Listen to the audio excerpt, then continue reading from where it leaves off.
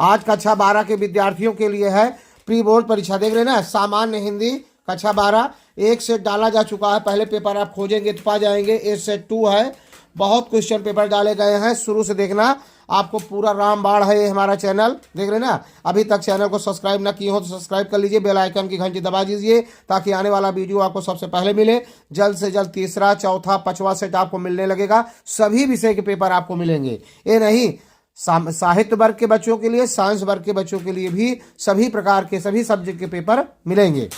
यह नियम 01 विद्या कोड है, पूर्णांक 100 है, बहुत महत्वपूर्ण है। यदि आप प्री बोर्ड के नंबर का महत्व देते हैं तो यही क्वेश्चन पेपर आपके विद्यालय में पहुंचेगा अगर मार्कर से आपके सर जिलाए होंगे।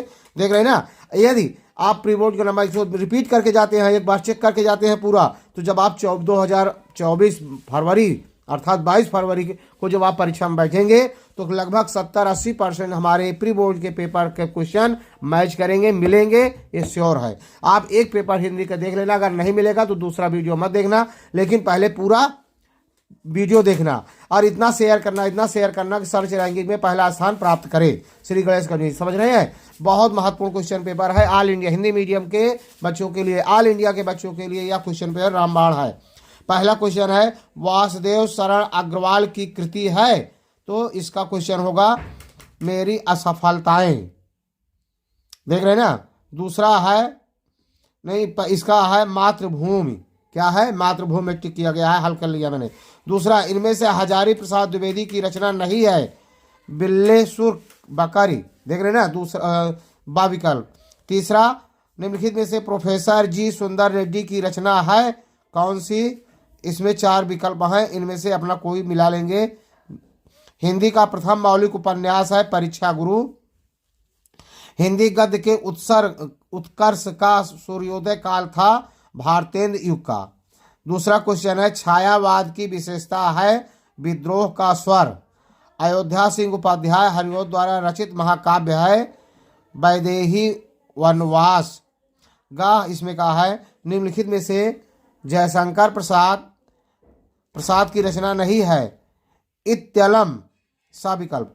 में है, देख रहे हैं, प्रयोगवाद के प्रवर्तक हैं अज्ञेय जी। देख रहे हैं ना। अगला है कामायनी की विधा है महाकाव्य। देख रहे हैं ना।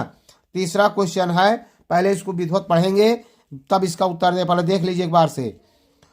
देख रहे हैं ना, धरती माता की कारण लिखित अवतरण को पढ़कर उन पर आधारित प्रश्नों के उत्तर दीजिए। मोस्ट इंपॉर्टेंट क्वेश्चन देख रहे हैं, आपके 24 एग्जाम जब देंगे फरवरी में तो यही आपको मिलेगा। धरती माता की कोख में जो अमूल्य निधियां भरी हैं, जिनके कारण वह वसुंधरा कहलाती हैं। वसुंधरा क्यों कहलाती हैं? कि इनके कोख में, इनके अंदर, पृथ्वी के अंदर बहुत सी अमूल्य चीजें, हीरा सोना जवाहरात, बहुत मूल्यवान कोयला पत्थर तेल जमन है, पेट्रोल सभी मिलते हैं ना, इसीलिए वसुंधरा कहा जाता है, बहुरत्न धरा वसुंधरा कहा जाता है। उससे कौन परिचित ना होना चाहेगा? लाखों करोड़ों वर्षों से अनेक प्रकार के धातुओं को पृथ्वी के गर्भ में पोषण मिला है। दिन रात बहने वाली नदियों ने पहाड़ों को पीस कर अगणित प्रकार की मिट्टियों से पृथ्वी की देह को सजाया है। किसने सजाया है? रात दिन बहने वाली नदियों। पूरा पढ़ेंगे तो आ जाएगा। हमारे भावी आर्थिक अभ्युदय के लिए इन सब की जांच पड़ताल अत्यंत आवश्यक है। अब इसमें पूछ रहा है उक्त गद्यांश के पाठ का शीर्षक और लेखक का नाम, धरती को वसुंधरा क्यों कहते हैं, किसने पृथ्वी की देह को सजाया है, हमारे आर्थिक विकास के लिए क्या आवश्यक है, रेखांकित अंश की व्याख्या। अथवा वाला नहीं दे रहे हैं, इसका हल दे रहे हैं आपको। देख रहे हैं ना, जो आया है आपको दिखाई दे रहा है, धरती माता की कोख में यही आया है ना। तो इसका संदर्भ और प्रसंग कैसे लिखेंगे पहले देख लीजिए। तो संदर्भ, आप पूरे पाठ का संदर्भ एक होता है, देख रहे हैं, संदर्भ इसका लिखेंगे। प्रस्तुत गद्यांश हमारी पाठ्य पुस्तक गद्य गरिमा में संकलित डॉक्टर वासुदेव शरण अग्रवाल द्वारा लिखित राष्ट्र का स्वरूप नामक निबंध से उद्धृत है। देख रहे हैं ना। अब इसका प्रसंग कैसे लिखेंगे, प्रसंग देख लीजिए। इसका शब्दार्थ पूरा भावार्थ सब मिल रहा है आपको। प्रसंग में लिखेंगे, प्रस्तुत गद्यांश में लेखक ने राष्ट्र के निर्माण में पृथ्वी अर्थात भूमि के महत्व को रेखांकित करते हुए कहा है कि इस धरती माता के विविध पक्षों में हम जितने अधिक परिचित होंगे, हमारी राष्ट्रीयता की रचना भावना उतनी ही अधिक बलवती होगी। अब व्याख्या पूरा देख लेंगे। व्याख्या पूरा देख रहे हैं, आपको दिखाई दे रहा है, छोड़ना नहीं है। यही 10 नंबर का आया है। साहित्यिक सौंदर्य भी लिखना है पूरा, ये शैली शब्द रचित सब लिखा, देख रहे ना। अब इसमें आपको देखिए पूरा प्रश्न मिल गया। उक्त गद्यांश पाठ का शीर्षक, लेखक का नाम आप लिख देंगे, ठीक है। किस पाठ से लिए, जो संदर्भ बताया गया। धरती को वसुंधरा क्यों कहते हैं, इसमें इस धरती के अंदर अनेक प्रकार के बहुमूल्य चीज़ें दबी हुई हैं, पड़ी हुई हैं, इसलिए इसे वसुंधरा कहते हैं। किसने पृथ्वी की देह को सजाया है, रात दिन बहने वाली नदियों ने सजाया है। हमारे आर्थिक विकास के लिए क्या आवश्यक है, हमारे भावी आर्थिक अभ्युदय के लिए इन सब की जांच पड़ताल अत्यंत आवश्यक है। देख रहे ना। अब फिर रेखांकित अंश की व्याख्या, तो पूरा मैंने व्याख्या आपको दिखा दिया है। इस तरह से अगला क्वेश्चन लेते हैं। इसका खा अथवा वाला छोड़ दिए हैं। चौथा, निम्नलिखित अवतरण को पढ़कर उन पर आधारित प्रश्नों के उत्तर दीजिए। बैठी खिन्ना यह दिवस के गेह में थी अकेली, आके आंसू दृग युगल में थे धारा के भिगोते, आई धीरे इस सदन में पुष्प सदगंध कोले, प्रातः वाली सुपवन इस काल वातनों से, संतापों को विपुल बढ़ता देख के दुखिता हो, धीरे बोली रस सदुख उससे श्रीमती राधिकायो, प्यारी प्रातः पवन इतना क्यों मुझे है सताती, क्या तू भी है कलुषित हुई काल की क्रूरता से। देख रहे ना। अब प्रस्तुत पद्यांश का संदर्भ लिखिए। प्रस्तुत पद्यांश में कौन सा उदास होकर बैठी है, देख रहे ना पूरा। नायिका पवन से क्या कहती है, वातायन शब्द का अर्थ बताइए, रेखांकित अंश की व्याख्या कीजिए। पूरा का पूरा आपको दिखाई दे रहा है, आपको वीडियो पूरा देखना है, स्किप नहीं करना है। देख रहे हैं जो क्वेश्चन आया है पद्य का, देख लीजिए फिर से एक बार प्रश्न को। छठा है क्वेश्चन चौथा, देख रहे हैं ना। बैठी खिन्न, यही देख रहे हैं, बैठी खिन्न आया पूरा इसका। अब इसका संदर्भ कैसे लिखेंगे। प्रस्तुत पद्यांश हमारी पाठ्य पुस्तक कैमेज में संकलित अयोध्या सिंह उपाध्याय हरिऔध द्वारा रचित पवन दूत का शीर्षक कविता से उद्धृत है। प्रसंग में देखेंगे, प्रस्तुत पद्य में राधा द्वारा प्रातःकालीन पवन को फटकार लगाने का वर्णन किया गया है। राधा को लगता है कि प्रातः की सुगंधित वायु उसके दुख को और अधिक बढ़ा रही है। पूरा व्याख्या आप देख लेंगे। काव्यगत सौंदर्य, देख रहे हैं ना, पूरा काव्य कला भाषा शैली छंद अलंकार शब्द पूरा इतना लिखेंगे, पूरा का पूरा नंबर मिलेगा। अब इसमें प्रश्न देख लीजिए क्या क्या पूछा है। पहले पूछा है प्रस्तुत पद्यांश में कौन उदास होकर बैठी है, तो राधिका उदास होकर बैठी है।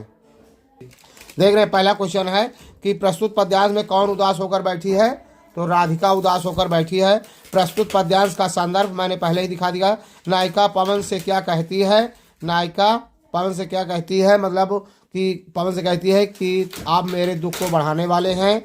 आप देख रहे हैं वातायन शब्द का अर्थ रोशनदान होता है। रेखांकित अंश की व्याख्या पूरा मैंने व्याख्या कर दिया है, पूरा भावार्थ आपको दिखा दिया गया। फिर से देख लीजिए पूरा भावार्थ, रेखांकित क्या सबका भावार्थ आपको मिल जाएगा। पूरा लिख देंगे, पूरा नंबर मिलेगा। अगला क्वेश्चन लिखते हैं। अगला अथवा करके है, इसको छोड़ देते हैं। अगला 5वां क्वेश्चन है, निम्नलिखित में किसी एक का साहित्यिक परिचय देते हुए उनकी कृतियों पर प्रकाश डालिए। वासुदेव शरण अग्रवाल, हजारी प्रसाद द्विवेदी, देख रहे हैं ना, प्रोफेसर जी सुंदर रेड्डी आपकी किताब के हैं, किसी का आप लिख देंगे अपने किताब से याद करके। किसी एक कवि का जीवन परिचय देते हुए भारतेंद्र हरिश्चंद्र, मैथिली शरण गुप्त, जयशंकर प्रसाद, बिल्कुल आपकी किताब का है। रट करके अभी बहुत समय है, दीजिए परीक्षा। बिल्कुल हमारा क्वेश्चन पेपर 90% आपको बोर्ड पेपर में मिलेगा, यही क्वेश्चन रिपीट होंगे। आप एक बार तैयारी करके जाना। प्री बोर्ड का नंबर महत्व देते हैं तो पूरा का पूरा यही आएगा। हमारे प्रतापगढ़ जिला में सत्य की जीत चलता है, ये है पंचलाइट अथवा ध्रुव यात्रा की कहानी का कथानक संक्षेप में लिखिए। 6वां क्वेश्चन है, इसको आपकी किताब का है, बिल्कुल लिख सकते हैं। स्वपठित खंड काव्य, जो आप पढ़े हो खंड काव्य के आधार पर किसी एक खंड का उत्तर दीजिए। तो प्रतापगढ़ जिले में सत्य की जीत चलता है, सत्यजीत खंड काव्य का उद्देश्य स्पष्ट कीजिए। सत्य की जीत खंड का आधार पर द्रौपदी का चरित्र चित्रण, देख रहे ना, इसका पूरा आंसर लेते हैं। ये जो 5वां क्वेश्चन आया, 6वां आया था पंचलाइट वाला, देख लीजिए, देख रहे हैं ना। तो पंचलाइट पाठ का सारांश ये है, आपको दिखाई दे रहा होगा। पूरा ऐसे इसी तरह लिखेंगे पंचलाइट का सारांश, तो पूरा का पूरा नंबर आपको मिल जाएगा। देख रहे हैं ना, इतने में आ गया पंचलाइट का सारांश। ये वेरी इंपॉर्टेंट इतने पे आया है, देख रहे हैं ना, आपको छोड़ना नहीं है। देख रहे हैं ना, सत्य की जीत पर आया है जो नाटक, सत्य की जीत खंड काव्य की नायिका चरित्र चित्रण कीजिए। Very very important. एक कितने प्रकार से क्वेश्चन इसको पूछा जा सकता है, इसको देख लीजिए। देख रहे हैं ना, अब इसका उत्तर देखिए। पूरा आप द्रौपदी के बारे में लिखना है। देख रहे हैं ना, उत्तर आपको दिखाई दे रहा होगा। ये पूरा का पूरा उत्तर आपको दिखाई दे रहा है। आपको दिखाई दे रहा है, देख रहे हैं ना। द्रौपदी का चरित्र चित्रण पूरा आपको लिखना है, छोड़ना नहीं है। यहाँ से देख रहे हैं ना, पूरा का पूरा द्रौपदी, यहाँ से द्वारिका प्रसाद महेश्वरी द्वारा कृत खंड काव्य सत्य की जीत, देख रहे हैं पूरा का पूरा ऐसे लिखते चले जाएंगे। पूरा का पूरा यहाँ से ये है, पुरुष के पौरुष से ही सिर्फ बनेगी धरा, नहीं या स्वर्ग चाहिए नारी का नारित्व तभी होगा यह पूरा।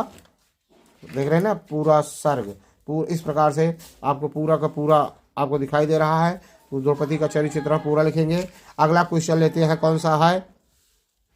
8वां क्वेश्चन है, निम्नलिखित अवतरणों में से किसी एक का संदर्भ सहित हिंदी में अनुवाद कीजिए। धन्यो अयम भारत देश यत्र सम उल्लसी। देख रहे हैं ना पूरा, इसका आंसर लेते हैं। देख रहे हैं जो आया है, इसका फिर से देख लीजिए। 8वां क्वेश्चन, निम्नलिखित अवतरणों में से किसी एक का संदर्भ सहित हिंदी में अनुवाद कीजिए। ना धन्यो अयम, तो ए है धन्यो अयम, देख रहे हैं ना, यहाँ से यहाँ तक का है। तो इसका पूरा संदर्भ ऐसे लिखेंगे। पहले प्रस्तुत गद्यांश हमारी पाठ्य पुस्तक संस्कृत दिग्दर्शिका के संस्कृत भाषायाम महत्वम पाठ से उद्धृत है। अनुवाद, धन्य है यह भारत देश जहाँ जनमानस को पावन पवित्र करने वाली, अच्छे भावों को उत्पन्न करने वाली, शब्द समूह को जनने वाली देववाणी संस्कृत शोभायमान है, विद्यमान समस्त साहित्यों में इसका साहित्य सर्वश्रेष्ठ और सुसंपन्न है। यही भाषा संसार में संस्कृत नाम से भी प्रसिद्ध है। देख रहे ना, अब इसके आगे जो आया दिया गया है, पूरा तो आया नहीं है, अब इसके आगे यहाँ तक अगर मान लीजिए आता है तब भी आप लिख सकते हैं। पूरा तो आपको मिल गया है। पूरा वीडियो को देखेंगे, शेयर अधिक से अधिक करेंगे। अब खा इसमें से है, देख रहे हैं, एक पद का आया है। क्या आया है? निम्नलिखित पद्यांशों में किसी एक का संदर्भ सहित हिंदी में अनुवाद कीजिए। न चौर हार्य, न च राजभार्या, न भ्रातिभाज्यम, न च भारकारी, व्यय कृते वर्धते एवं नित्यम, विद्या धनम सर्वधन प्रधानम। तो संदर्भ आप अपने किताब के अनुसार जैसे लिखा जाता है। प्रस्तुत श्लोक हमारी पाठ्य पुस्तक संस्कृत दिग्दर्शिका, हिंदी के पुस्तक दिग्दर्शिका जिस पाठ से लिया गया है। व्याख्या, कवि कह रहा है कि न चौर हारम न राज हार्यम, ना तो चोर चुरा सकता है, न राजा छीन सकता है। हार्य राजा द्वारा छीना जा सकता है, न चोर द्वारा चुराया जा सकता है, न राजा के द्वारा छीना जा सकता है। न भ्रातिभाज्यम न च भारकारी, न च भ्रातिभाज्यम, न भाई के द्वारा इसे बांटा जा सकता है, और न च भारकारी, और न पत्नी के द्वारा इस पर अधिकार जताया जा सकता है। आगे, व्यय कृते वर्धते यो नित्यम, प्रतिदिन व्यय करने से यह बढ़ता जाता है। व्यय कृते वर्धते यो नित्यम, प्रतिदिन व्यय करने से यह बढ़ता जाता है। विद्या धनम सर्वधन प्रधानम, विद्या धन सभी धनों में श्रेष्ठ होता है, प्रधान होता है। देख रहे हैं ना, इसका अर्थ हो गया। 8वां वाला छोड़ दे रहे हैं। फिर 9वां क्वेश्चन है, निम्नलिखित मुहावरों और लोकोक्तियों में से किन्हीं दो का अर्थ लिखते हुए वाक्य प्रयोग कीजिए। बहुत सरल आया है। एक पंथ दो काज, मान लीजिए। दूसरा, खोदा पहाड़ निकली चूहिया, अत्यधिक परिश्रम करना और फल थोड़ा मिलना। मतलब कहने का मतलब है, सुरेश रात दिन परिश्रम करके आईएएस के परीक्षा की तैयारी करते करते वो अंत में जाकर के कुछ नहीं कर सका, एक क्लर्क की नौकरी प्राप्त किया, तो खोदा पहाड़ निकला चूहिया का अर्थ होगा। आँख का तारा कर देंगे, बहुत सरल है। आँख का तारा अत्यधिक प्रिय होना, इकलौता बेटा सभी के आंखों का तारा होता है। ईद का चांद होना, अत्यधिक दिनों के बाद दिखाई देना। देख रहे हैं ना, कहिए सुरेश आप तो ईद के चांद हो गए हैं, कम से कम 20 साल बाद आप दिखाई देंगे। इस तरह से लिख देंगे। इसका 10वां क्वेश्चन है, संधि विच्छेद करना है। धात्रांशा का संधि महोदया, महोदया का होगा महाधन उदया महोदया। लघुतरम का संधि विच्छेद होगा लघुधन उत्तरम। संधि विच्छेद अगला देख लेंगे किताब से। अगला अब व्याकरण चल रहा है। निम्नलिखित के शब्दों की विभक्ति और वचन लिखिए। सरित्सु में कौन सी विभक्ति और वचन है? तो पहले में सप्तमी विभक्ति है और बहुवचन है। देख रहे हैं ना, मैंने लिख दिया है। फिर है हरिणाम में कौन सी विभक्ति और वचन है? षष्ठी विभक्ति बहुवचन है। अगला है, निम्नलिखित शब्द युगों का सही अर्थ चुनकर लिखिए। असित असित, असित असित का अर्थ है काला और खाया, जूठा होता है, मतलब खाया हुआ, काला और खाया हुआ। इसका चौथा विकल्प सही है। छत्र छत्र, इस छत्र का अर्थ होता है, देख रहे हैं ना, छत्री, और दूसरे छत्र का अर्थ होता है छतरी। तो छतरी और छतरी। निम्न के एक शब्द दो अर्थ लिखिए। कर, कर का दो अर्थ है हाथ किरण और टैक्स कर का अर्थ होता है। देख रहे हैं ना, इसमें कौन सा विकल्प सही है? अंतिमता विकल्प सही। आदि का अर्थ है आदि, प्रारंभ, प्रथम को कहते हैं, पहले को। ये चौथा विकल्प सही है। निम्नलिखित वाक्यांशों में दो के एक एक शब्द लिखिए जो अपने आचरण से पवित्र हो। क्योंकि वाक्यांशों में से किन्हीं दो के, वाक्यांश के लिए एक शब्द है, जो अपने आचरण से पवित्र हो उसको शुचिकर्मा कहते हैं। थोड़ी देर में नष्ट हो जाने वाला क्षण भंगुर। फिर किन्हीं दो वाक्यों को शुद्ध करके लिखना है आपको। मुझे आज स्कूल में शिक्षा मिलना था, तो आप इसको लिखेंगे मुझे आज स्कूल में शिक्षा मिलेगा। ठीक है। मेरे प्राण संकट में हैं, है तो है हो जाएगा। किताबें, शब्दकोश और कापियां कमरे में रखी हैं। हास्य अथवा रौद्र रस की परिभाषा उदाहरण सहित लिखिए। इसका परिभाषा आपकी किताब में है, मैं दिखा रहा हूँ। फिर यमक अलंकार की परिभाषा मैं बता रहा हूँ, वह शब्द पुनपुन पर है। अर्थ और ही और, सो यम का अलंकार है, कहें सुखब शिव मोर। कहने का मतलब वह शब्द, एक शब्द जहाँ पर बार बार आए लेकिन अर्थ भिन्न भिन्न हो, वहाँ यमक अलंकार होता है। जैसे कनक कनक ते सौगुनी, माँ दिखता ते अधिकार, ते नर पाए बावरात है, ते नर खाए बावराए। तो एक कनक का अर्थ है सोना, दूसरे कनक का अर्थ है धतूरा। खाने पर भी लोग बावरा जाते हैं, पाने पर भी लोग बावरा जाते हैं। अब यहाँ चौपाई, कुंडलिया, छंद, लक्षण, उदाहरण लिख लेंगे। बाढ़ पीड़ित देखो एप्लीकेशन जो है, अपने मोहल्ले की साफ सफाई के लिए नगर पंचायत अध्यक्ष को एक पत्र लिखिए। इसका देखते हैं। एक निबंध आया है, भारत में कंप्यूटर की महत्व, इसको देखते हैं। दोनों को देख रहे हैं ना, कुछ ना। अपने नगर की सफाई है तो अधिकारी को प्रार्थना पत्र आया है, नगर की सब मोहल्ले की सफाई के लिए। देख रहे हैं, आप देख लीजिए फिर से, बिल्कुल छोड़ना नहीं है। देख रहे हैं ना, ये है क्वेश्चन, ये है अपने मोहल्ले की साफ सफाई के लिए अपने नगर पंचायत अध्यक्ष को एक प्रार्थना पत्र लिखना है। देख रहे हैं ना, इसके लिए ये ऐसे लिखेंगे, अधिशासी अधिकारी। तो यहाँ अधिशासी अधिकारी नगर पंचायत, नगर पालिका देवरिया। तो देवरिया जो लिखा गया आप चेंज कर लेंगे, अपने जिला का नाम लिखेंगे। महोदय, पूरा इस तरह से आप लिखते चले जाएंगे। दिनांक उस दिन का डालेंगे। भौदी नीलेश कुमार अपना नाम लिखेंगे। देवरिया जो लिखे हैं वो चेंज करेंगे, अपने जिले का नाम लिखेंगे। ये एप्लीकेशन हो गया। अगला क्वेश्चन आया है, निबंध आया है, कंप्यूटर की शैक्षिक उपयोगिता। देख रहे हैं ना, बिल्कुल ऐसे लिखेंगे, पूरा का पूरा नंबर आपको मिलेगा, पूरा आपको दिखाई दे रहा है। देख रहे हैं ना, कंप्यूटर का प्रयोग, कंप्यूटर और मानव मस्तिष्क उपसंहार। देख रहे हैं, अंतिम में है, अतः स्पष्ट है कि वर्तमान युग में कंप्यूटर का महत्वपूर्ण योगदान है। देख रहे हैं ना। वीडियो अगर अच्छा लगा हो तो लाइक करना, सब्सक्राइब करना, शेयर करना। जय हिंद, जय भारत।